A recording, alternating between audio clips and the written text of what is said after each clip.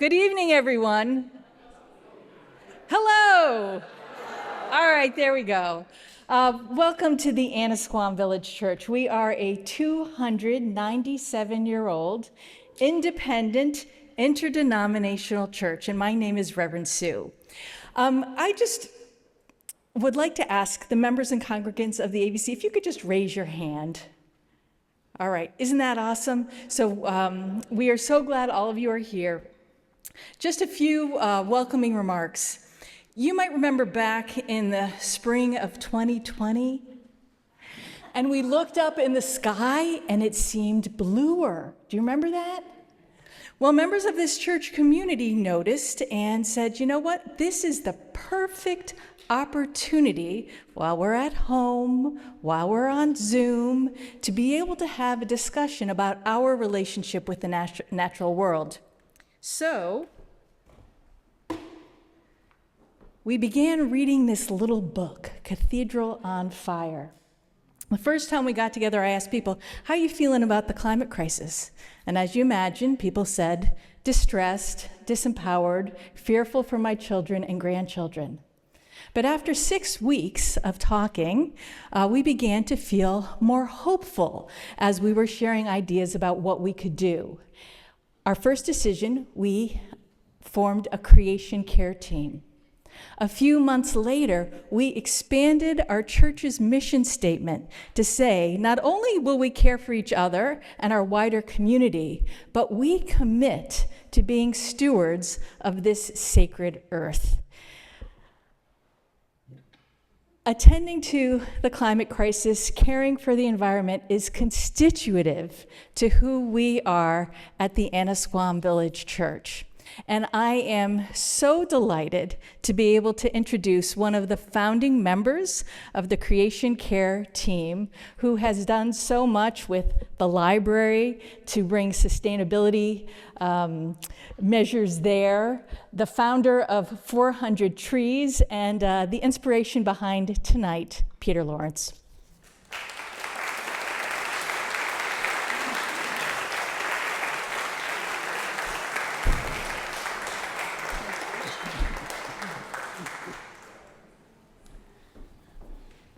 Yes, Creation Care Team was how really I got through COVID, was that began my engagement, that now you're seeing the results of how we've expanded it. But as Sue said, I'm director of 400 Trees, also of Biomimicry New England, and 400 Trees is the major project for Biomimicry New England, and we're headquartered here in Gloucester.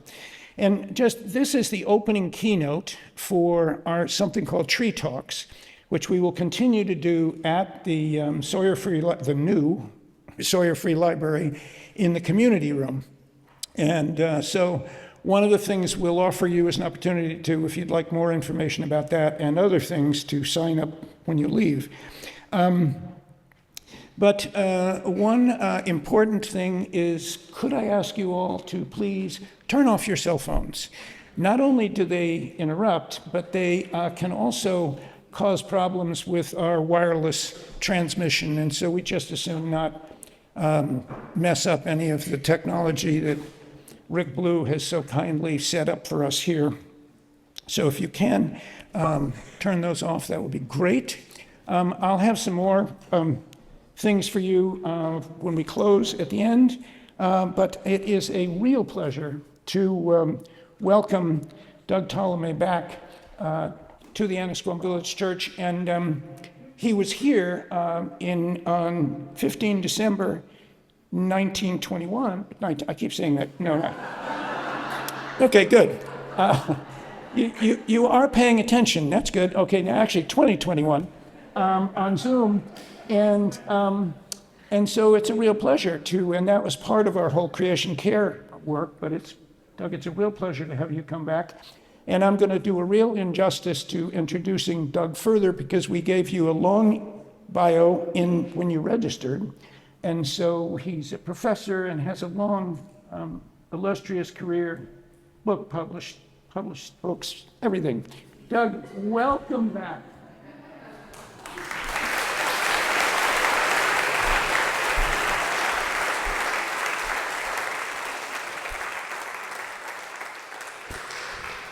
Thank you, Peter. Oh, it is working. Okay. Yeah, it's working very well. 2021, 1921, my father was 4 years old. So, but yeah, it's great to be here. If we wait till 9 o'clock tonight, that picture's going to jump out at you. It'd be great. Shall we? No.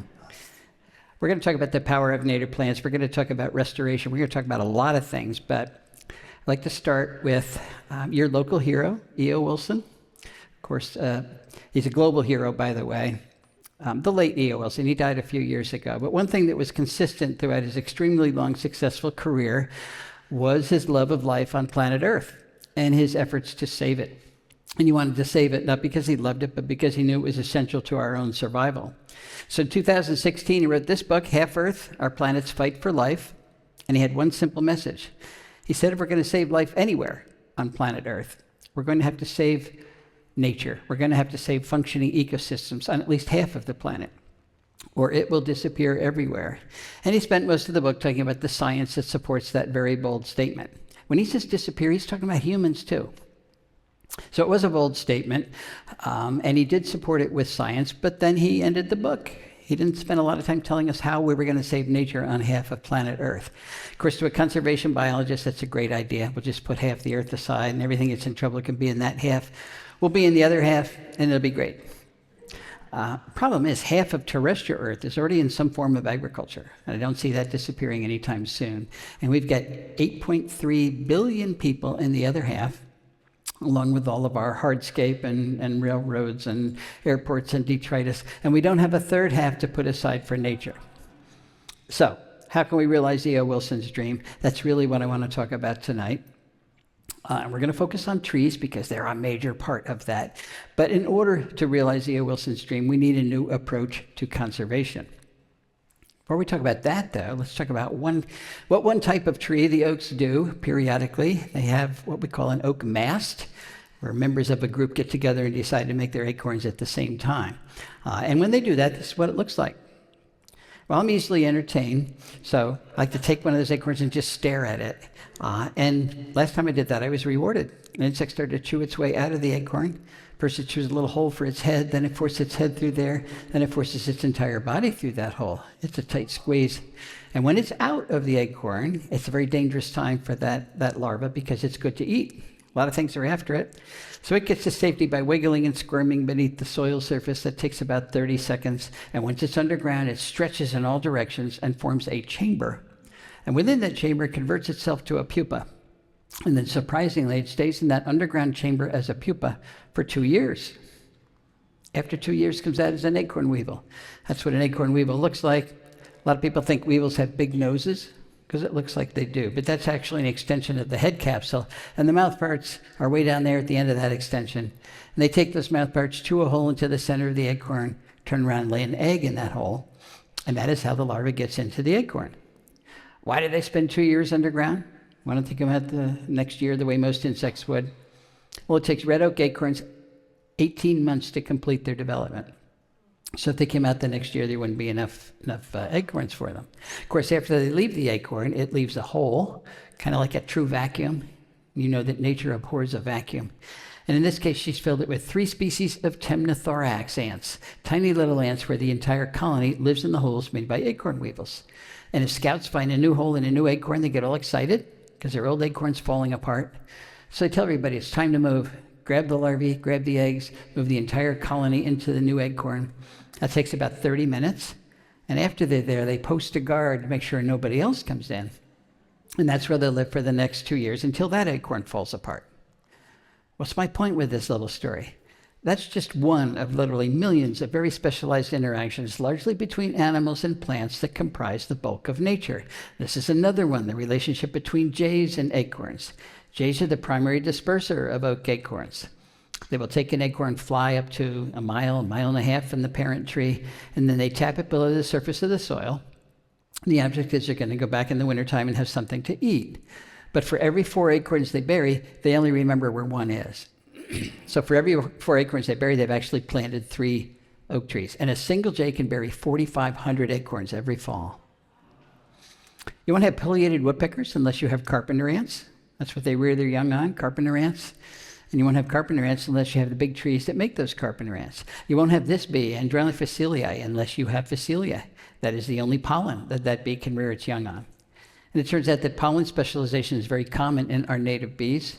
We have between 3,500 and 4,000 species of native bees, and over a third of them can only reproduce in the pollen of particular plants. You won't have the Baltimore checker spot unless you have white turtlehead. I could talk all night, all week, all year about nature's specialized relationships.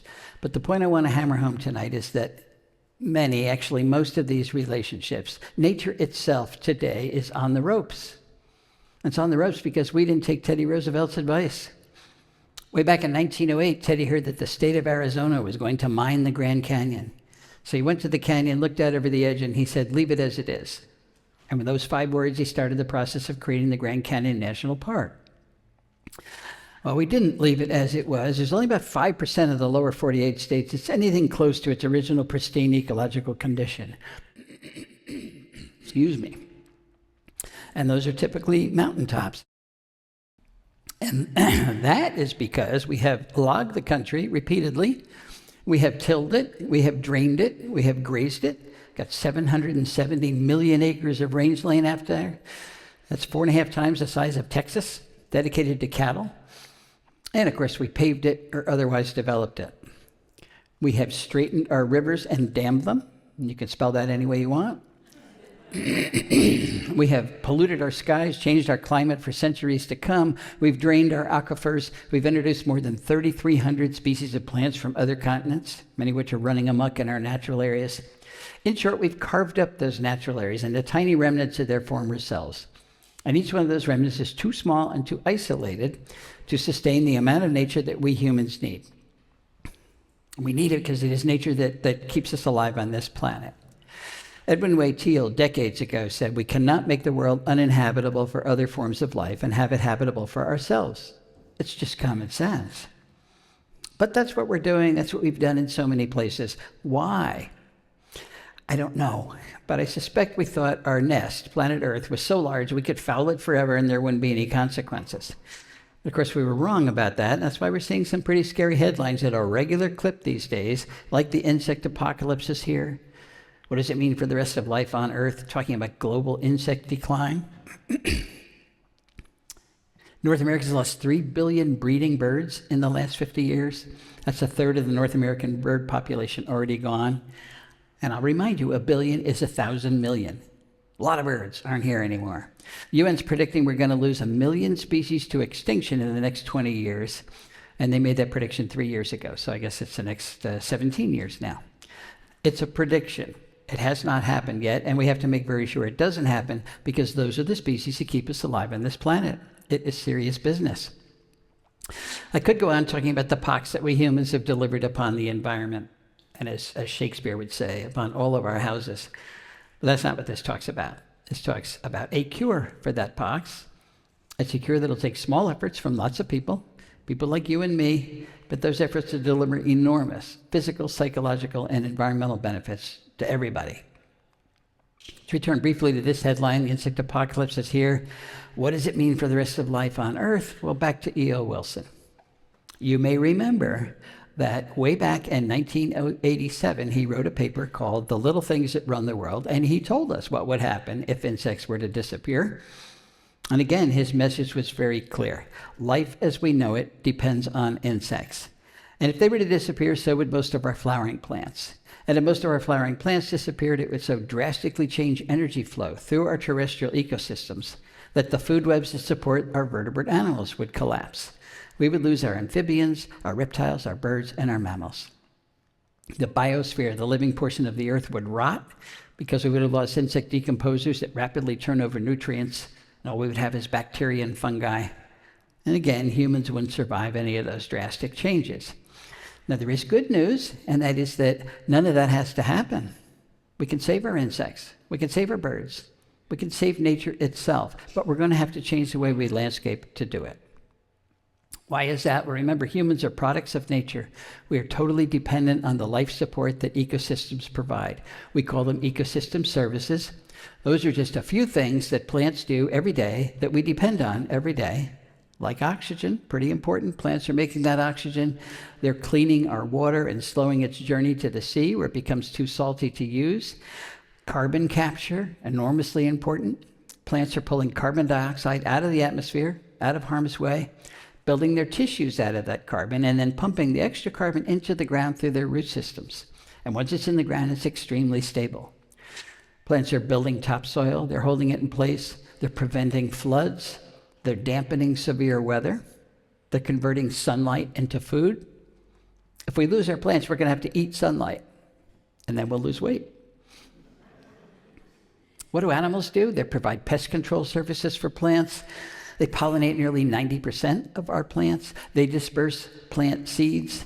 So designing landscapes like this that destroy the production of ecosystem services is just not a good idea. Never was a good idea, but today it's a terrible idea because of those 8.3 billion people on the planet demanding more and more ecosystem services every day. And we do have parks, we do have preserves, they're doing the best they can, but it's not good enough. We are now in the 6th great extinction event the planet has ever experienced. So I think the solution is to start to practice conservation outside of parks and preserves on landscapes just like that. There have been visionaries through the ages who have recognized that we humans needed to work on our relationship with planet Earth, and Aldo Leopold was one of the most eloquent. He wrote extensively in the first half of the 1900s. And one of the things he said is the oldest task in human history is to live in a piece of land without spoiling it. There have been indigenous groups been able to do that for long periods, but our huge Western societies and our huge Asian societies are terrible at doing that. We habitually take more from the earth than it has to offer, completely wrecking an area, going to another place, doing the same thing, not sustainable behavior. But Aldo Leopold had a lot of faith in humans. He believed we were capable of developing what he called a land ethic. He knew we had to use the land. We had to farm and lumber and graze and mine and do all of those things. But he believed we could learn to do them gently enough that we did not destroy local ecosystems. That's what he called the land ethic, and he wrote about it in the Sand County Almanac, his most famous book. What he did not write about was developing a land ethic where we actually lived. I'm not sure why that was, but I suspect the idea that humans and nature cannot live together. We cannot coexist in the same place at the same time. That idea was so deeply embedded in the culture of Aldo Leopold's day, still embedded in our own culture, unfortunately, that he may not have recognized it as an option. But what I want to argue this evening is that not only is living with nature an option, it is now the only viable option that's left to us. In the past, of course, conservationists worked pretty much exclusively where there weren't a lot of people. We now need to turn that on its head and practice conservation where there are a lot of people, because that's pretty much everywhere. And that means we've got to find ways for nature to thrive in human-dominated landscapes. Not hang on by a thread, not get diminished every year, but thrive. Where should we start? Private property. We have to start on private property because most of the country is privately owned. 78% of the lower 48 states is privately owned. 85.6% east of the Mississippi is privately owned. If we don't practice conservation on private property, we're going to fail, and failure is not an option. Now, when I use the word conservation, I'm not using it exactly the way I mean. We do want to conserve as much nature as we can out there. That has been our conservation model for the last century, and we want to keep doing it. But again, it's not good enough. So we have to go beyond conservation into restoration. We have to rebuild nature in as many places as possible. And if you're thinking, well, you're never going to put it back together again exactly the way it was, you are probably correct. But we can reunite enough of those specialized relationships I opened the talk with to form functioning ecosystems again, even if it's not exactly what was in a particular place at some point in the past. But in order to do that, we have to start with the building blocks. Not all species contribute to ecosystem function equally, so we have to start with the most important groups, and there's two groups we can't do without. One of them is the flowering plants, and of course the pollinators that allow those plants to reproduce. They're capturing energy from the sun, and through photosynthesis turning it into the food that supports all the animals on the planet. The energy is tied up in the carbon bonds of the simple sugars and carbohydrates. That, again, is the food. Minor exceptions at the bottom of the ocean. Well, let's just say plants are making all the food. If you don't get that food to animals, you don't have any animals. And if you don't have any animals, you don't have functional ecosystems. So most of the food is tied up in plant leaves. Believe it or not, most vertebrates do not eat plants directly. Most vertebrates eat invertebrates that ate those plants. Most of those invertebrates are insects, and not just any insect. It turns out that caterpillars are enormously important in terms of transferring energy from plants to other animals. As a matter of fact, they are transferring more energy from plants to other animals than any other type of plant eater. So if we design landscapes that don't have a lot of caterpillars in them, we're going to have failed food webs and eventually failed ecosystems. Dan Jensen calls them the meat and potatoes of terrestrial ecosystems. So let me give you an example. I'm going to use the Carolina chickadee. That's the chickadee species that's at my house in southeast Pennsylvania. You have the black-capped chickadee doing pretty much the same thing. And what they do is they come to our bird feeders in the wintertime and they eat seeds. And we tend to think that's all chickadees need. But even in the wintertime, only 50% of their diet is seeds. The other 50% is insects and spiders, even in the wintertime. And when it comes time to reproduce, their babies can't eat seeds at all. And that is true for most birds out there. Their babies cannot eat seeds. So what do? They switch to invertebrates, and if they're in a healthy environment, they will rear their young exclusively on caterpillars. And chickadees are not exceptions. 96% of our terrestrial birds rear their young on insects, and most of those insects are caterpillars. So there's something special about caterpillars. What is it? Well, there's several things special about caterpillars, and one of them is that they're soft. Think of this guy as if he's a little sausage with a very thin wrapper. The thin wrapper is exoskeleton. It's made of chitin. It's undigestible. And because they're soft, you can stuff them down the throat of your offspring without fear of injuring them. And if you've ever seen a parent bird rear their young, they're pretty rough. Beaks like a plunger. Caterpillars are also relatively large prey items. One medium-sized caterpillar is equal to the biomass of 200 aphids. Now, some of our smaller birds do chase aphids around. Do you want to chase 200 aphids or get one caterpillar? They're nutritious, they're very high in fat, very high in protein, low percentage of chitin of exoskeleton compared to many other insects, particularly beetles. Beetles are not like little sausages, they're like little tanks. So much of a beetle is undigestible, and many beetles have really sharp edges too. And then finally, it turns out that caterpillars are the best source of carotenoids for birds during the breeding season. Now, I mention carotenoids not because I love organic chemistry, but because I'm a vertebrate, and you're a vertebrate, and birds are vertebrates. And we vertebrates cannot make our own carotenoids. Only plants make carotenoids, so we have to get our carotenoids from plants. And we have to get them from plants because carotenoids are essential components of vertebrate diets. Where are the birds getting their carotenoids from, particularly during the breeding season?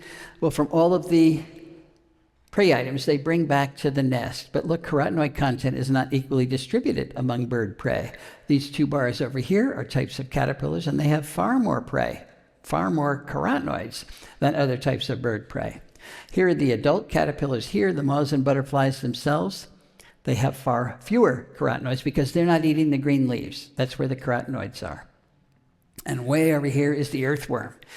So the early bird gets the worm, but he doesn't get any carotenoids when he gets the worm.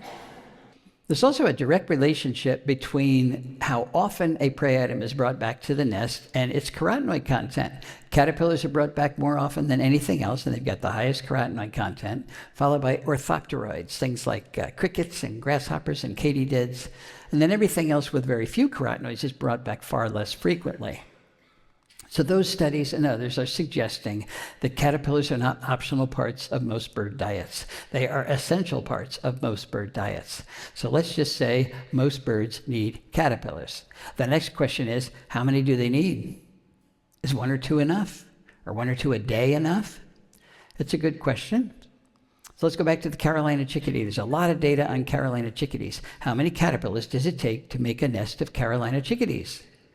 One or two is not enough.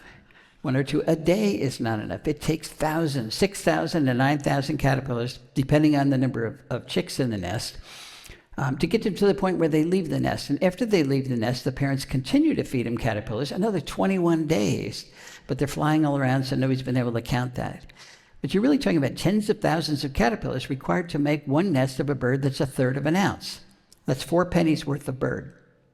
And if you want chickadees to breed in your yard, you need all those caterpillars in your yard because they only forage about 50 meters from the nest. They're not flying 5 miles down the road to the nearest woodlot. And if we landscape in a way that does not include all of those caterpillars, that's called insect decline. And it's really looking like insect decline is one of the major causes of the bird declines that are out there. We went to the original data set of Rosenberg et al., that's the Smithsonian group, who said we've lost 3 billion breeding birds in the last 50 years. And we divided the terrestrial bird species in North America up into 2 groups. The species that require insects at some point in their, typically when they're breeding, and the species that do not require insects when they're breeding. So things like finches and doves and crossbills can actually make a little milk out of the seeds they eat, and that's what they rear their young on. So the species that do not need insects didn't decline at all in the last 50 years, but the species that require insects decline on average 10 million individuals per species. It doesn't prove cause and effect, but it does suggest that as you take bird food away, you lose the birds. So I think we need to raise the bar about what we're asking our landscapes to do. In the past, we've asked them to do one thing, be pretty. Now we're going to ask them to do 2 things, be pretty and ecologically functional at the same time. And that's not going to happen unless you put the caterpillars back. So how do you put the caterpillars back in your yard? You put the caterpillars back by adding the plants that support those caterpillars. Seems pretty straightforward, but there is a catch, and that is that most plants do not support a lot of caterpillars. So we have to be fussy about it. We have to be fussy about which plants we choose for our yard, and we have to be fussy about it because the caterpillars themselves are fussy. And the monarch butterfly illustrates it perfectly. You can have all the crepe myrtle and all the privet and all the burning bush and all the ginkgos and all the buckthorn, all the other stuff that we typically landscape with in your yard, and you won't make a single monarch butterfly. The only thing that's going to make a monarch butterfly is one of the milkweeds. That's called host plant specialization, and it turns out that most of the insects that eat plants are host plant specialists. They can only eat particular plants. Why is that? Well, plants don't want to be eaten. Plants want to capture the energy from the sun and use it for their own growth and reproduction, so they protect their tissues with nasty-tasting chemicals, secondary metabolic compounds that make those tissues either bitter or downright toxic. And if you don't believe me, when you leave the church tonight, go out and eat a plant. See if you like it. You're not going to like it. It's a really effective defense. It keeps most of the insects of the world from eating most of the plants of the world, which is why it's green out there in the summertime. It's not because there's no insects out there that want to eat those plants. It's because most of the insects that are out there cannot eat most of the plants. They are too well protected. There is a reason it's hard to get our kids to eat their vegetables. They inherently know they're toxic. But insects do eat plants, so how do they do that? How do they get around those chemical defenses? Well, this is where the specialization comes in. 90% of the insects that eat plants are host plant specialists. They can only eat plants for which they have very specialized adaptations.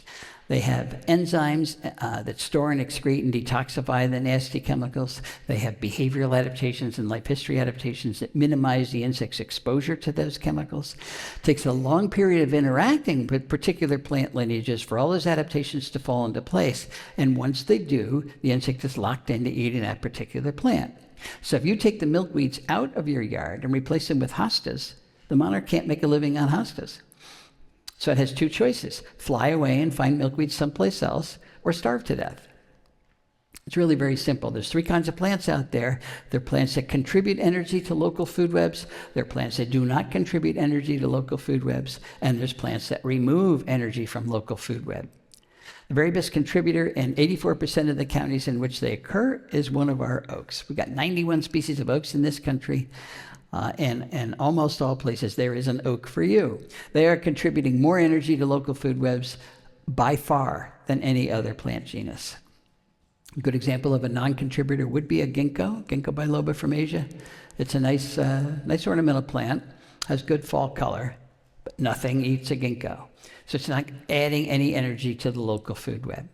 And a good example of a detractor would be any of our invasive ornamentals that we brought in, like Callery pear, or Bradford pear, or burning bush, or porcelain berry, or autumn olive, on and on and on.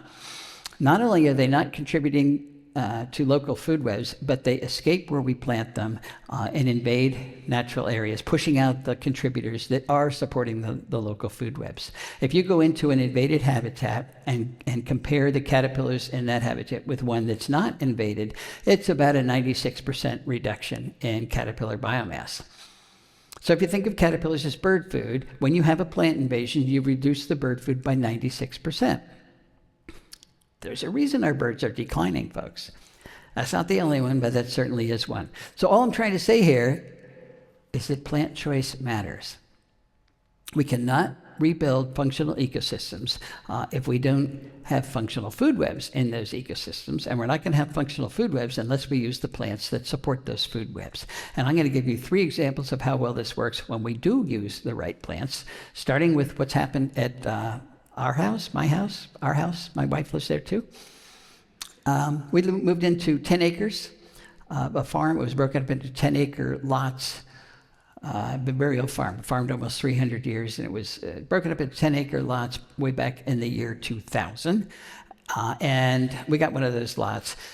Last thing they did on the farm was mow it for hay, so there were very few plants there. And what we wanted to do was restore the local eastern deciduous forest on that plot of land, which we had never done before, and we didn't know how to do it. But we wanted to do it anyway. One thing I wanted to try was to put a host plant of a particular caterpillar in that blank space and see whether the moth came, see whether the caterpillar made a living at our house. And the first one I tried was the Canadian owlet. I'd never seen a Canadian owlet before, and people say, why'd you choose the Canadian owlet? I was looking through Dave Wagner's Caterpillars of Eastern North America, and I said, that's a pretty one. That's what the adult looks like, just like a leaf. Well, it's a specialist on meadow rue, and we didn't have any meadow rue. I'm sure it was there 300 years ago before the area was farmed to death, but the meadow rue was long gone, so we got some meadow rue seeds from someplace, and I planted them. They grew very nicely, but this was early on, and I actually had very little faith that Canadian owlets would appear out of nowhere and colonize my little patch of meadow rue. So I didn't even go out and check it. It was 2-3 months after I planted it. And then I was walking by for another reason, and I looked over, it was covered with Canadian owlets. They had found it right away. I'm still impressed with that. So now we have a good population of Canadian owlets and meadow rue. We've added 2 species to that blank slate. Same story with the goldenrod stowaway. That's actually a misnomer for this beautiful moth. Has nothing to do with goldenrod.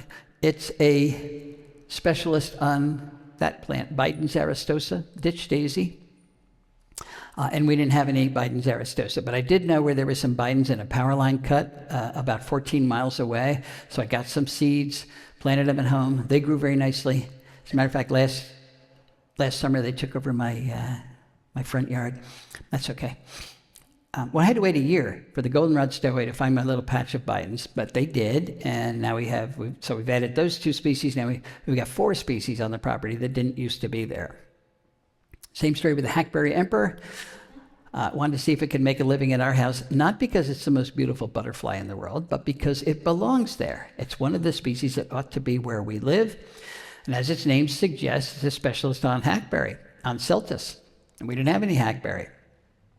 So I got 4 hackberry trees, I planted them. I had to wait 4 years for the hackberry emperor to find my hackberry, but they did, and now they've colonized us. Now we've added 6 species to the property, and that is how the restoration proceeded.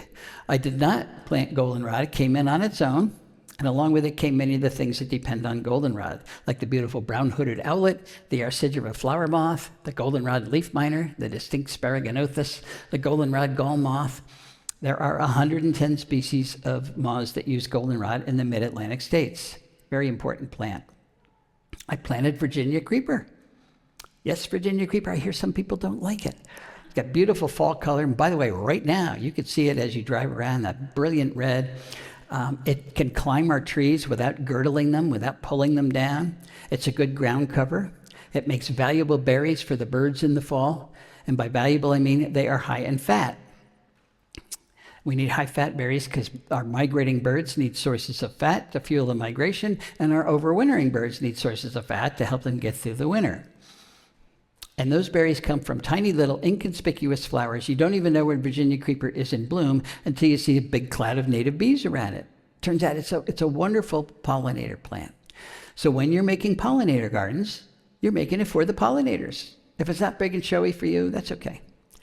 I planted Virginia creeper because it's the best source of the large sphinx moth caterpillars that are a primary component of cardinal diets. Things like the Pandora sphinx and its beautiful adult, the lettered sphinx, the hog sphinx, the abbot sphinx, all on Virginia creeper. Want to see if I get the double-toothed prominent to make a living in our house just because it's such a cool-looking caterpillar. Looks like a stegosaurus. It's a specialist on elm, primarily American elm. And of course, we lost American elm to Dutch elm disease decades ago. But there are 2 big American elms at the University of Delaware that did not die, and every year they make a lot of seed. So the second year after we moved in, I gathered up some seed from the gutter, free, planted them, they germinate in 6 days, they grow quickly. Today those trees are over 80 feet tall. None of them have died, and yes, they brought in the double-toothed prominent. Another big success, American elm. I want to see if I get the evening primrose moth to make a living at our house. If you look up there, you see it's a beautiful moth. I like beauty like anybody else. But as its name suggests, it's a specialist on evening primrose, and we didn't have any evening primrose, so I planted that. The moth did come. It spends the day with its head stuffed in the flowers. Sometimes it's crowded, but it's always very cute. And I planted lots of oak trees. And I want to focus on oaks for a while because they are the most important trees that we have put in. They're not the only. These are just examples of what I put in. But this is the Bedford oak in Bedford, New York, Martha Stewart land. People argue about whether it's 400 years old or 500 years old. It's enormous. And I hear people say, I'm not going to plant an oak because I won't live long enough to enjoy it. And if you can only enjoy your oak when it's 400 years old, you're right, you won't. But if you can enjoy what your oak is contributing to local food webs, you can enjoy it right away. And I can say that with confidence because I planted most of my oaks as acorns, free again, or 2-foot bare root webs, which means they cost $1.50 each. And immediately they started to call in the moths that lay the eggs and make the caterpillars that run the ecosystem at our house. Things like the solitary oak leaf miner, Juvenal's dusky wing, the yellow-shouldered moth, Suzuki's promolactus, the red-washed caterpillar, the yellow-vested moth, the orange-tufted oneida, the spiny oak caterpillar, the 2-spotted oak punky, the variable oak leaf caterpillar, the red-humped oakworm, the pink-striped oakworm, the hesitant dagger moth, the lesser oak dagger moth, the medium dagger moth, the greater oak dagger moth, the streaked dagger moth, the afflicted dagger moth, the crown bucolatrix, the orange-patched smoky wing, the white-blotched heterocampa, the oblique heterocampa, the red-line panapoda, the laugher, and hundreds more species have come to the oaks on our property. I love it when people clap for the oaks. And look, they come right away. This is a caterpillar standing on the ground eating the leaves of this pin oak that's just popped its head above the leaves. And people say, oh no, it's going to kill the tree. No, an oven bird's going to come eat it in the next 20 minutes. It's part of the local food web immediately. You don't have to wait decades or hundreds of years for your oak to start to contribute. So this is what our house looks like, taken from the same place I took the first picture, just to give you an idea. We put some of the plants back. We're still working on it. And the question is, has life returned? And you can measure life any way you want. We're measuring it in terms of the number of bird species that are bred there and the number of species of moths. Why moths? And why not butterflies? Butterflies are just bad-tasting, day-flying moths. They really are. And because they don't taste good, most of them, they don't contribute a lot to local food webs. I'll count them eventually, but I'm focusing on the moths. Remember, the meat and potatoes of local food webs. Now, I'm still at it. I take pictures of every moth that I have found. But I'm up to 1,366 species of moths that are making a living where it used to be mowed for hay. We have 10 acres. Pennsylvania's 2.9 million acres, so on a tiny, tiny, tiny fraction of Pennsylvania, we've got 44% of all the moths that occur in the entire state because we put the plants back. And because so many of them are types of bird food, we have recorded 62 species of birds that have bred on our 10 acres. Not flew by, but bred. Why am I telling you this? This is another headline we see all the time. The World Wildlife Fund says Earth has lost 2/3 of its wildlife since 1970. It's a terrible statistic. But I'm thinking, gee, not at our house. I'm sure we have increased biodiversity by more than 2/3. It didn't take that long, and it wasn't that hard. We just put the plants back. What would happen if everybody put the plants back? We could turn this around. And since we're focusing on trees tonight, I can tell you the trees support more than herbaceous plants, so focus on those trees first. But you might be wondering, and so we've got 10 acres. Will it work on smaller properties, let's say in suburbia? It's a good question. So let's go to Margie and Dan Terpstra's house in Kirkwood, Missouri. They have 0.6 acres, 18 times less land than Cindy and I have. They're in the middle of a development. Everybody around them has the big lawn. When they moved in, their yard was choked with Amur honeysuckle, bush honeysuckle, another serious invasive. So the first thing they did was get rid of that. Then they planted 70 species of native plants, put in a water feature that they call a bubbler, and then they started to count the birds using their yard. They're still at it, but they're up to 154 bird species, including an amazing 35 warbler species. We've only recorded 18 warbler species at our house. So does it work on smaller properties? Absolutely. What about urban yards? Let's go to Pam Carlson's house in Chicago. In Chicago, her property abuts O'Hare Airport. She has 1/10 of an acre, 3 times smaller than the average lot size in North America. She's not connected to any natural area at all. So she's a tiny island in the middle of Chicago. She's a pretty island because Pam is a native plant landscaper and she knows how to do it. But she did the same thing. She removed her non-native plants, put in 60 species of native plants, including a water feature. And then she sat back, she says, with a glass of wine, and started to count the birds that are using her yard. And she's up to 127 species of birds. I don't know how many glasses of wine she's up to, but including a woodcock. There's Pam's woodcock. So if you haven't seen a woodcock lately, go to Pam's house in Chicago. Or there's 4 things we need to do, 4 things we need to think about if we're going to succeed in a big way, and we do want to succeed in a big way. And of course, we got to talk about those big lawns. We've got 44 million acres of lawn in this country, dedicated to an ecological deadscape. That is an area bigger than all of New England combined. So why have we done this? Well, a couple of reasons. It's a status symbol. It's a firmly entrenched status symbol. And we like neat. It's easy to keep lawns neat. And we have to display our Halloween decorations. There are 4 ecological responsibilities that every piece of land out there has, every property has. Every landscape has to support a food web. If you don't have a food web, you don't have any animals, and you don't have a functional ecosystem. Every landscape has to sequester carbon to help climate change.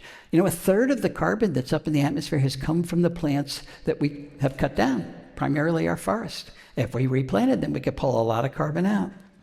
Every landscape has to manage the watershed in which it lies, and every landscape has to support pollinators. Lawn does none of those things, which is why I pick on it. So what if we cut the area of lawn in half? What if we took areas like this and turned them into that? I got this picture from Dan Getman. It's an early planting, but he had a big lawn. He said, look, I'm putting the plants back. Okay, good for Dan. Let's make it good for Dan. He's doing a wonderful job. Let's make the math simple. Let's say we got 40 million acres of lawn. We're going to cut that in half. That'll give us 20 million acres that we can use to create homegrown national park, and it will be big. It'll be bigger than the Adirondacks, plus Yellowstone, plus Yosemite, plus Grand Tetons, Canyonlands, Mount Rainier, North Cascades, Badlands National Park, Olympic National Park, Sequoia National Park, plus the Grand Canyon, plus Denali, which is huge, plus the Great Smoky Mountains. You add up all those parks, still less than 20 million acres. So Homegrown National Park will be the biggest park in the country. What do you get when you put a park at home? What do you get when you put some part of nature at home? You get the opportunity to interact with it anytime you want, your own time, your own pace. All you have to do is go outside, or maybe all you have to do is look out the window. You can avoid crowds. You know, if you go to a real national park, 375 million people there last year. I know what you're really going to interact with. It's free. There's no admission fee. It's never closed, no matter what pandemic or government closure comes down the pike. No travel hassles. You get to experience the natural world alone, not mediated by somebody else. And I think that's very important. It's particularly important for our poor kids who are suffering from nature deficit disorder, according to Richard Louv. So what do? We get 30 kids, we put them on a bus with a teacher, they drive for an hour to a natural area, they walk around for an hour, the teacher tells them not to touch anything. Then they get back on the bus and they go home, and that's their experience with the natural world. which I'm sure is better than nothing, but it's really been an experience with 30 other kids and a teacher telling them not to touch anything. If they have some part of nature right where they live, all they have to do is go outside and get to know it, become familiar, become comfortable with it, maybe fall in love with it. Alone, no parental supervision. When you hover over your kids, you're sending the message that this is dangerous stuff. This is something you should be afraid of. Our kids are afraid enough, all right? We don't have to teach them to be afraid. It's a terrible message to be sending to the future stewards of the planet. If they don't know what good stewardship is, if they don't love being a good steward, they're going to be lousy stewards, and we can't afford any more lousy stewardship. And maybe you'll learn to hunt lizards. I'm learning this from my own granddaughter, Zoe, who lives on a very modest patch of nature in Hawaii. It's a piece of lawn with a hedge, but there are anole lizards there. And when she discovered that, she sent me this picture to describe very seriously how you hunt lizards. You get on the ground and you cover yourself with leaves and sticks so the lizards can't see you coming. Then you crawl very slowly towards the lizard. No smiling, this is serious. You can wear your best dress, that's okay. But you sneak up on the lizard, you catch the lizard, you put it in an aquarium. You learn how to be a good steward of that piece of nature, and you fall in love with that piece of nature. Now, I don't think Zoe's going to be crawling on the ground in her best dress catching lizards the rest of her life. I don't think. She sent me this picture not too long ago, so who knows. But I guarantee she's going to remember these interactions with nature, and I guarantee she's going to be a good steward of the planet. And if you want to join Homegrown National Park, it's a real thing. You can do it. Go to our website, homegrownnationalpark.org, and register your property on the biodiversity map. So by that, I mean you just put down your location and then the amount of area you're going to be a good steward of, or you already are being a good steward of. Maybe you really are going to reduce your lawn by some measure. Maybe you're going to put an oak tree in. Maybe you're going to put an aster in a flower bed. Doesn't matter how small an effort it is. You put that area in the database, and then your little piece of your county is going to light up with a firefly. And you get to see how many other people in your county have joined Homegrown National Park. And of course, the goal is to get the entire country and Canada, which is playing this game now, to light up with fireflies. Our mission is very simple. We want to motivate millions of people to regenerate biodiversity in the way that you regenerate biodiversity, by planting the native plants that support it, by removing the non-native plants that do not, and in so doing, building a culture that's sympathetic to the needs of conservation. There are real ecological products associated with Homegrown National Park, and one is a significant increase in biodiversity. And when I think about what's happened at our house, it works. It really works. And it doesn't matter what you're starting with. It works because nature is really resilient. If we give her half a chance, she will rebuild herself. Measurable reduction in invasive species. If everybody removed the invasive plants just from their property, we'd be 85% done in the east, 78% done in the whole country. Not completely done, but it's a very good first start. Significant drawdown of atmospheric CO2. Lawn is the worst plant for sequestering carbon, so if we reduce the area that's in lawn, we're going to help climate change. And we're also going to start to build viable habitats outside of parks and preserves. Any bit of conservation we do outside of a park helps conservation inside of the park.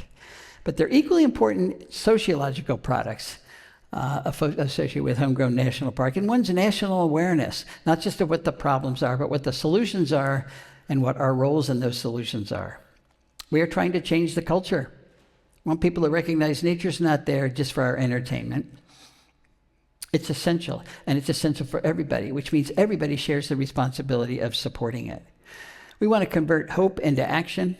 Hope is good, but action's even better. And we want to merge all the existing conservation organizations like Audubon and Sierra Club and National Wildlife Federation and Wild Ones and all of the land conservancies, going to get them, all the good conservation they're doing, registered on the biodiversity map so we can see how we're doing. You know, we got this global initiative, we're going to save 30% of the planet by 2030, not if we don't measure conservation on private property. And nobody's doing that. Did I mention the Homegrown National Park is free? We're not trying to pull membership away from any other organization. We're all on the same page. We just want to record the good work that's happening out there and use it as a hub to motivate all the people who don't know they're the future of conservation. So we're going to shrink the lawn. What plants should we put in the area that was once lawn? I'm going to argue that some of them, at least some of them, have to be what I'm calling keystone plants. Remember what a keystone is? It's a stone in the middle of the Roman arch. If you take it out of the arch collapses. Well, if you take keystone plants out of your local food web, the food web collapses because they're making most of the food. Just 14% of our native plants are supporting 90% of the caterpillars that drive that food web. So think of the keystone plants and the ecological house that you're building as the 2x4s that hold that house up. They are the support system. You can't build a house out of wallpaper, and that's what we've been trying to do for the last century.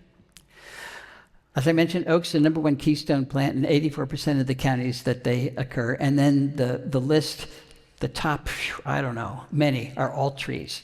You want to start with your trees, folks. Oaks in the mid-Atlantic states support 557 species. Nationwide, it's over 1,000 species. And again, nothing comes close to that. If you want to know what the best plants are where you live, go to Native Plant Finder on the National Wildlife Federation website, put in your zip code, and the ranked list of the most important woody and herbaceous plant genera in your county will pop up. Native Plant Finder, that's all you need to know. The old excuse of not knowing what to plant is just an excuse now. Now we do know what to plant. All right, we're going to shrink the lawn. We're going to use keystone plants, invite a lot of our insects to our yard, and then we're going to kill them with our security light, which is not the goal. Light pollution is one of the major causes of insect declines around the world, but especially in this country. These are all the ways that lights are killing our insects, particularly the moths that make the caterpillars that run those food webs.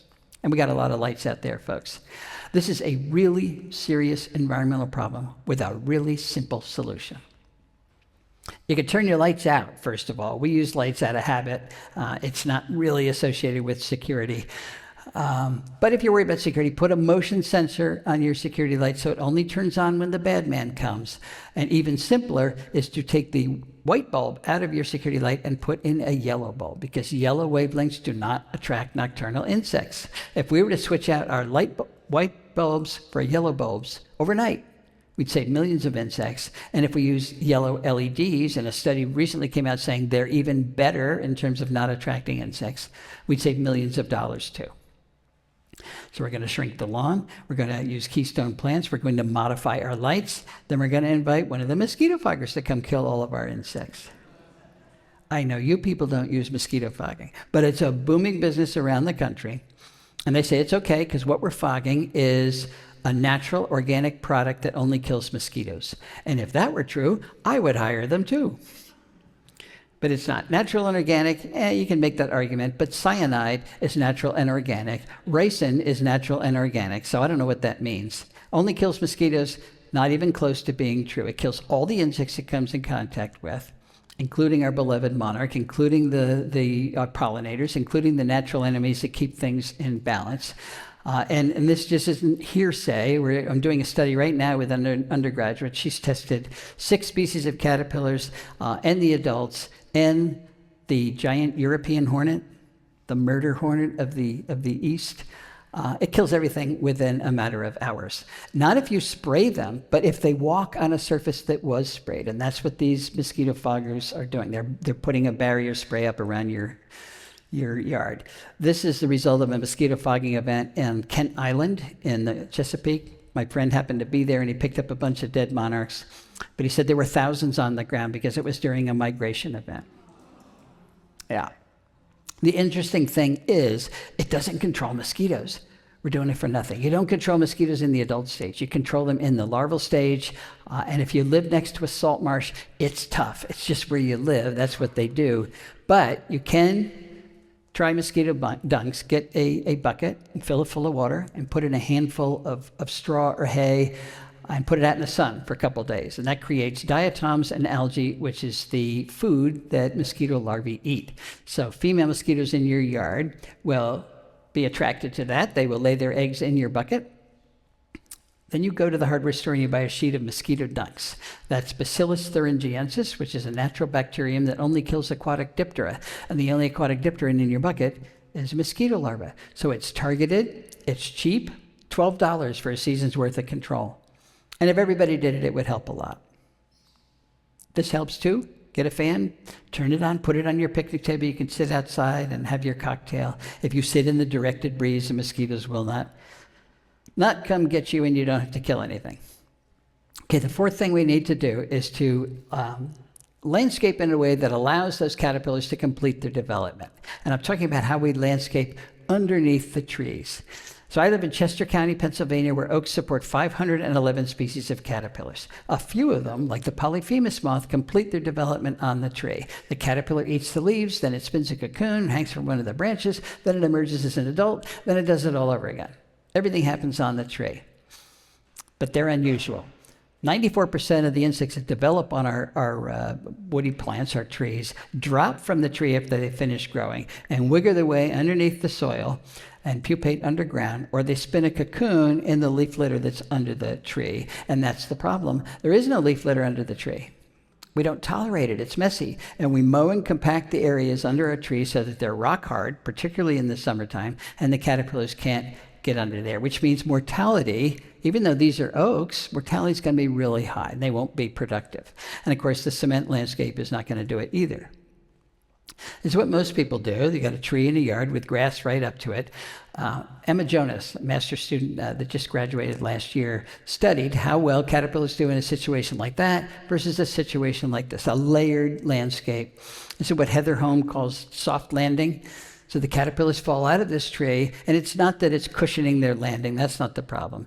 It creates a no-go zone where we're not mowing and we're not walking, and the ground is not compacted. That is the key.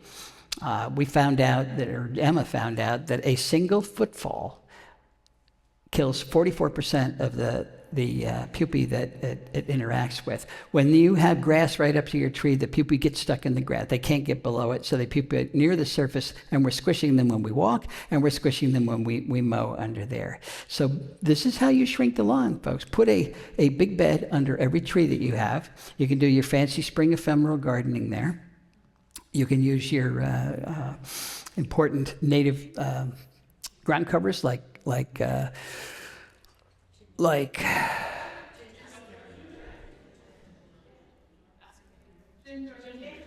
ginger, wild ginger.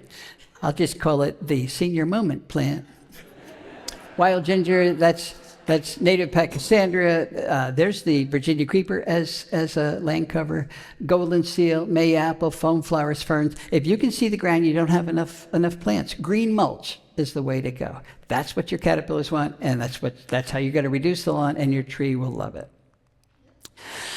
Very important. There is room for compromise in our plant choices, and this message is coming from another former grad student, Desiree Narango, who looked at chickadees in the suburbs of Washington, D.C., and what she found was that if you have 70% of your landscape native, you can have 30% that you get to play with your favorite non-native plants, as long as they're not invasive. We can't tolerate any invasive plants because they're ecological tumors. They just keep spreading and spreading and spreading. Remember Dan Getman? That's a ginkgo tree. Why does Dan have a ginkgo in his native plant landscape? Well, it turns out Dan's wife likes ginkgos, and Dan likes his wife, so he put a ginkgo in. The question is that tree going to destroy the productivity of this landscape? No, it's just there, taking up a little space. Is it going to escape and become an invasive in the woodlot? No, it doesn't move at all. It's just there. So I like to think of plants like that. They're really just decorations, as if they're statues. So there you go. There's Dan's statue. If all of Dan's plants were statues, he would not have a functional landscape. So it's not the presence of non-native plants that destroys food webs. It's the absence of those really powerful native plants, particularly the contributors. We got to get more of them into the landscape, and then we can use these non-native ornamentals as long as they're not invasive. Can we use native plants in formal landscapes? Yes, we can. This is a Lynn O'Shaughnessy landscape taken by a drone 400 feet up. You do not get more formal than that, and every plant in that landscape is a native plant. Formality is a function of the design. It's not a function of the plants in the design. Our native plants are used in formal designs in Europe every day. They love them over there. If the Europeans can love our native plants, maybe we can too. Can we get a pollinator garden into a landscape like this without offending anybody? Of course we can. Just put a little fence around it. It formalizes it. It tells your neighbor that this is intentional. It's not just a bunch of weeds you forgot to mow. It's pretty when it's in bloom. It's servicing several species of bees. It's not very big, but if everybody did it, it would help a lot. Help what? Help pollinators. Why do we want to help pollinators? Well, the media will tell you because they pollinate a third of our crops. It's a very anthropocentric view about why we want pollinators. It's not even true. They pollinate a 1/12 of our crops. Forget the crop argument. I hear people say, I don't live next to a farm, so I don't need any pollinators. Yes, you do. We need pollinators everywhere. We need plants because they're pollinating 80% of all plants and 90% of all flowering plants. How about this? A Drew Latham design, much bigger. Imagine the amount of life here versus the amount of life here. Seems like a no-brainer. Can municipalities help us live with nature? Yes, they can, and more of them are doing it. Minnesota has a cost-sharing program for several years now where they're paying homeowners to reduce or replace all of their lawn with appropriate Minnesota prairie plants. It's financial incentive, very popular. Pennsylvania started a similar program. Virginia's talking about a similar program. Marco Island in Florida is paying residents to allow burrowing owls to burrow in the front yard. Burrowing owls are listed species. They're endangered species. This is the way the Endangered Species Act should have been written, with carrots rather than sticks. If you have an endangered species on your property, we're going to pay you to take care of it rather than fine you if you use your property. Everybody would want an endangered species. Put a bounty on these invasive ornamentals like calorie pear.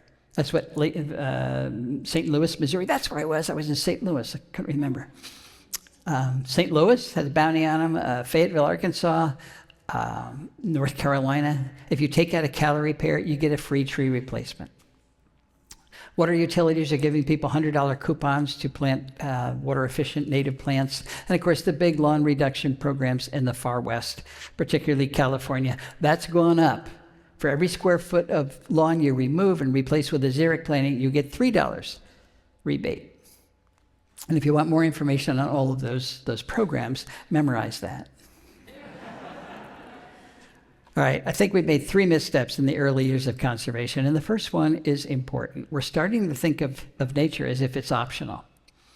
It's not that we don't like nature. We like it. We like to go bird watching. We like to ride our bikes, just commune with nature, but it's not essential. And if it's not essential, when push comes to shove, when resources are in short supply, nature takes a back seat. And of course, resources are always in short supply.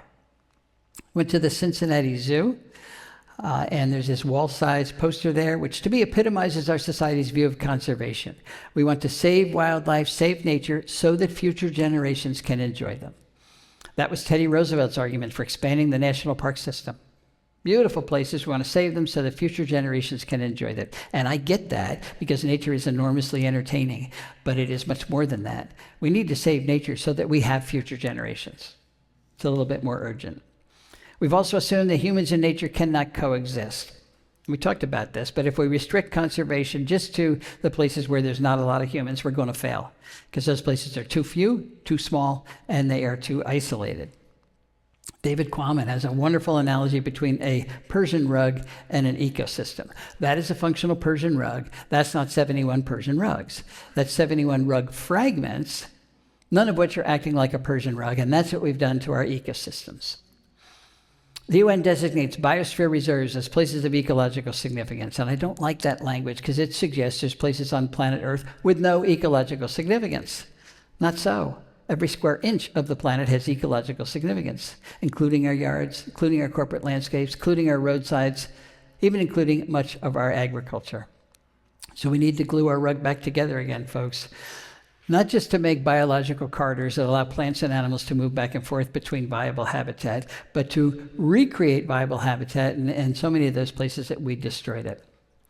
And the good news is it's starting to happen. It's starting to happen all over the place. And when it does, it'll be the first time in modern history that we humans have coexisted with the natural world. Our third misstep is to leave Earth stewardship to just a few specialists, few conservation biologists, few ecologists.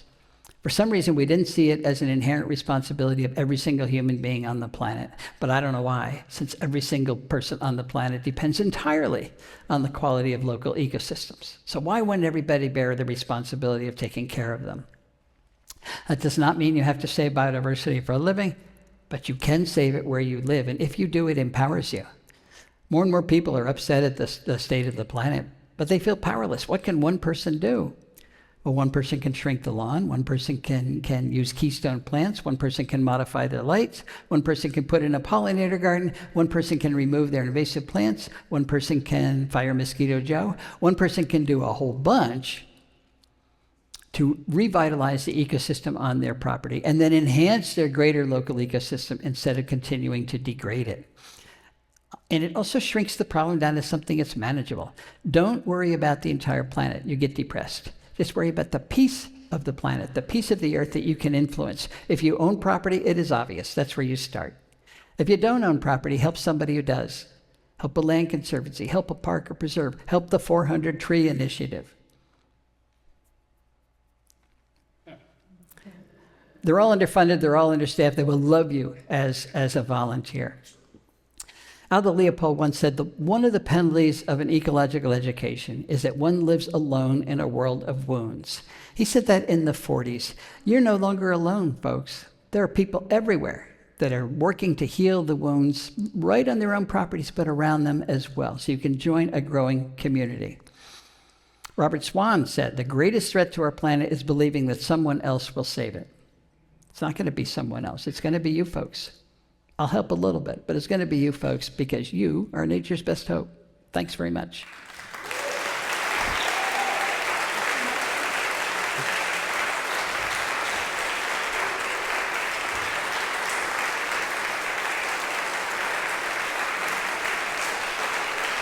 Thank you, thank you. Oh, thank you.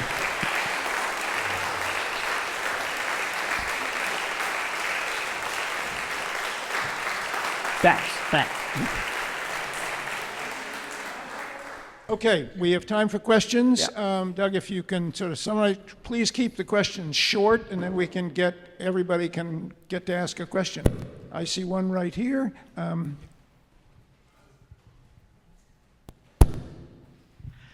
One of the hardest problems in trying to convince people to make this transition is their aesthetic is stuck.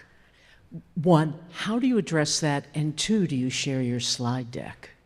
Yes, I do. I do share my slide deck, which is easier than addressing that. That's why I show you pictures like Pam Carlson's yard. I mean, it is beautiful. Nobody would throw her out of an HOA. People don't know native from non-native plant. What they do know is messy from non-messy. They think that if you use native plants, it's going to reduce their property value. So we need to do it responsibly, particularly in the front yard. That's where you're not going to get rid of all your lawn. You're going to use it as a cue for care. It'll be the lawn you keep is mowed and manicured. And that's what the aesthetic value is. You can have a lot of plants in your yard, but they don't even look at that. They just want to see if your lawn is okay. So line your driveway and your sidewalk with mowed turf. Maybe even put up a little sign like a homegrown national park sign. And really, they get it.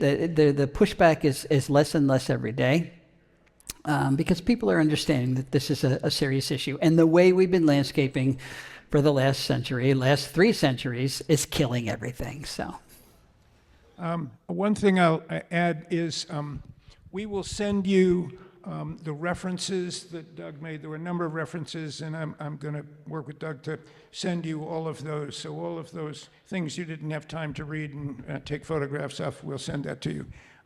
Next question, over here. Thank you so much. A comment about the rug. Where do you think the divide happened amongst, I guess, the dominant culture when it comes to the indigenous sense of knowledge about our place as a part of that rug, not something standing on it? when did that happen? And and kind of what can be done to restore people's sense of connection and to stop gaslighting ourselves that we are not integrally connected to every piece of that rug. Right. It happened a long time ago, particularly in Europe. It was the European settlers that changed that. Robin Wall Kimmerer is working very hard to reverse that. But when you were born, we as kids tend to think that the way it was when we were raised as kids is normal and the way it should be. Almost all of us were born in suburbia with big lawns, and if it wasn't a perfect lawn, you were a communist. That's the way we were raised, so it's hard to change that, but I've been talking about it for 20 years. It is changing. It is changing. Don't give up. It is changing. One additional comment. Let me just say one more thing. People, we have been terrible in our ecological education. If this was a message from kindergarten on up, if it was a message from birth on up from every parent, this would not be news to anybody. So it's not teaching our place in local ecosystems that makes us think we're separate from nature and that we don't need it. Not so. We totally need it. Before any more leave, I want to let you know that we're going to continue this discussion on this very topic of, okay, how do we move this forward? How do we gain more people to really not only do it to their own lawn, but work effectively with engaging other people to do it? It's something that's very important to us. And we're meeting with Doug tomorrow at Sawyer Free Library in the community room. And it can be about 25 or 30 people. And if you're interested in doing that, we're set up to take your name. Is Sarah back there, Erin? Sarah. And so are you set up to? Come find me if you're interested in signing up, and the link to register will go out in an email as soon as I get home. Okay. And then maybe you could shift over to closer to the door, so if somebody's escaping, you can. And that's at 9 a.m. tomorrow. 9 a.m. Sorry, it's at the Sawyer Free Library tomorrow at 9 a.m. It'll be for an hour, and it's in the community room that's down on the lower floor in the back. But do sign up, because we're limited in terms of number of people, and we want to know who's there. Yes, right back there. I just wanted to follow up on that question of indigenous knowledge. Barbara, you mentioned her newest book is Serviceberry, and related to that then is, how do you feel about incorporating all the indigenous wisdom about how you restore ecosystems? Do you relate to indigenous wisdom there? It's a perfect idea. They've been doing it for thousands of years. They're willing to do it. They want to do it. They're actually engaged in restoring buffalo habitat in the West, but we can use them everywhere. It's a wonderful idea. We need to do it. Thank you. We're coming up on fall now, so is there anything people can do different with their leaves and sticks this fall? Yeah, fall cleanup. Well, there's a lot of things you can do different. The first thing we do is we rake our leaves. Now, what do you do with your leaves here? A lot of people rake them out to the curb and they're sucked up. We used to burn them, or you put them in garbage bags, and then you go out and you buy mulch, which is what those leaves could have been. I get it that we have to remove the leaves from our lawn because it doesn't help the lawn. But we're going to have less lawn, right? So we have more places to put those leaves. My son bought a house a couple of years ago, and in the fall he called me up, the first fall, and he said, "Dad, I've got too many leaves." He said, "What should I do with them?" I said, "Put them in your flower beds." He said, "I don't have enough flower beds."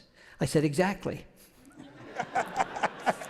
That is how you create a new flower bed, is you really smother it with leaves and then plant right through it. But we should treat leaves the way we treat water.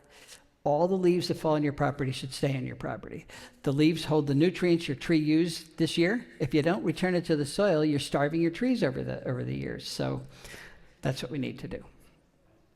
I have a question about native grasses, and is there a formula? I know you talked a lot about the keystone species, and you talked about having flowers for bees, and then you talked about all the leaves that the caterpillars need and the shrubs. So if you had a property, say about your size, what proportion of it would you leave to native grasses, and what are the services that those native grasses are? Okay, let's start with the services. That is where grassland birds nest, for one thing, things like bobolinks, and they nest on the ground. And the reason we want warm season bunch grasses instead of cool season European grasses, the cool season grasses are very dense, just like your lawn. The bunch grasses are in bunches. A ground nesting bird does not fly to its nest. It flies about 20 yards away, and then it runs in between those bunches to its nest so that the predators can't see where the nest is. So if we don't use the warm season bunch grasses, it excludes the ground nesting breeding birds. It's also an extremely diverse habitat for lots of insects.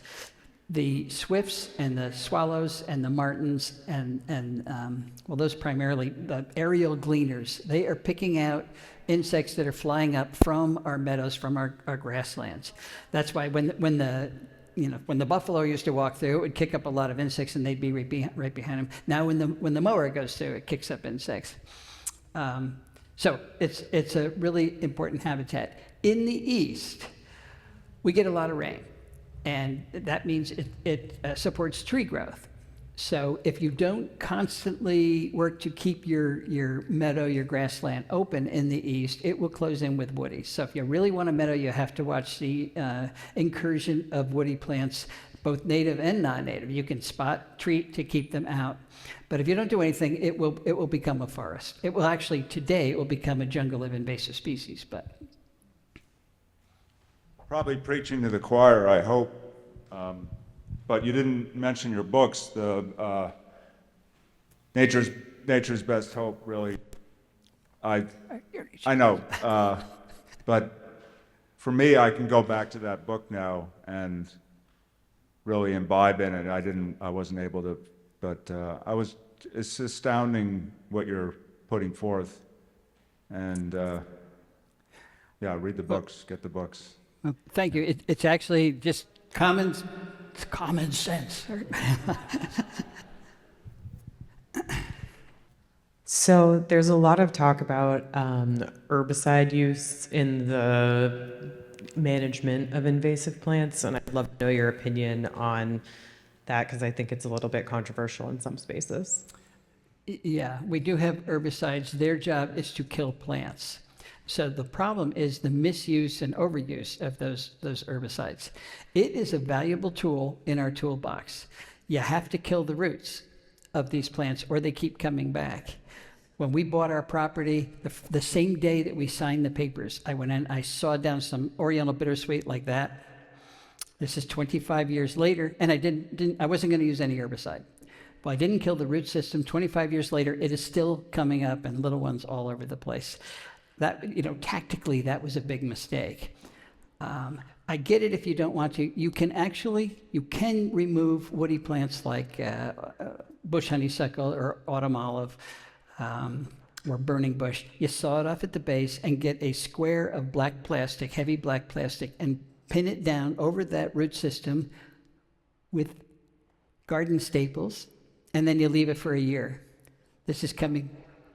Well, the cardboard, you've got to exclude light from that trunk. And if you do that long enough, it will kill it. You have to go back and remove that plastic, that's for sure. Yeah.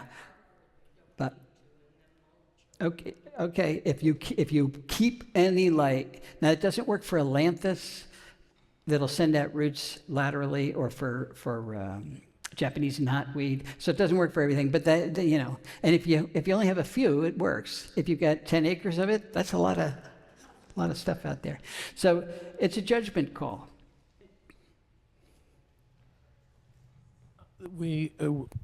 There's a lot of bad indigenous insects that are not indigenous, like the Asian longhorn or the ash borer.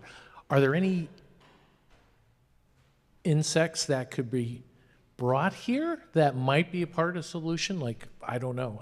I'm thinking caterpillars that will eat the invasive species. That could be Yeah, that is food called source. biological control, and there are USDA facilities that are doing exactly that. There's some very good examples of control. So, for example, there's 2 or 3 species of chrysomellid beetles from Europe that are controlling purple loosestrife really effectively. There are some caterpillars. It takes about 10 years. You've got to test them on everything that's related to make sure they won't eat any of the natives before you get permission to release them. But when it's done properly, it can work well. It doesn't always work, but it's another tool in our toolbox. So kudzu, for example, There are caterpillars that eat kudzu, but it's closely related to soybeans. So you're not going to be able to bring in anything without it being a problem. So, anything else? One right here. Thank you. Would you please talk about how not all native plants that we see in retail are not the same, whether it's grown by a commercial enterprise that maybe are not genetically diverse versus ecologically grown plants? Are you talking about cultivars or any? Yeah, sure, Okay, cultivars. you know, as I said, there is room for compromise as long as it's not invasive. But when you can, clones are a problem because there's no genetic variation. And if our plants are going to survive climate change, they need as much genetic variation as possible. Cultivars, is it good or bad? It depends on what the genetic trait was that was created the cultivar. Many of our cultivars are actually natural variants that were found in nature, and they brought in, put a name on it. But when we start, we make a double flower bloodroot or hydrangea, you're removing all the pollen and nectar, and that's not helping at all. So if you want the latest information on how well flowering cultivars are compared to their straight species, go to the Mount Cuba Center website, Mount Cuba Center in Hockessin, Delaware, and they're doing trial gardens for years now. They've got all the information up on their website. So it's a case-by-case situation, but cultivars almost always are propagated clonally, so that's an issue. If you're doing restoration, you want to go with straight species every time you can. One comment from me. A number of you have asked about contributing to the work we're doing, and we would love that. And we are going to send everyone an email giving you some links to make that easier for you to do. So we will definitely follow up about that because, yes, that's very important to us. And there is a link on the poster. There's a copy out there on the table, and there's a link you can go to you can also contribute. Another question, one more? Not over here, okay. Hello, do you have any books or websites that you would suggest for telling you what insects are associated with certain trees or plants? Well, that same website, Native Plant Finder, not only tells you how many caterpillars are associated with a particular plant genus, they'll tell you which ones they are in your county. So that's the best website source for you, Native Plant Finder. Thanks very much, everybody.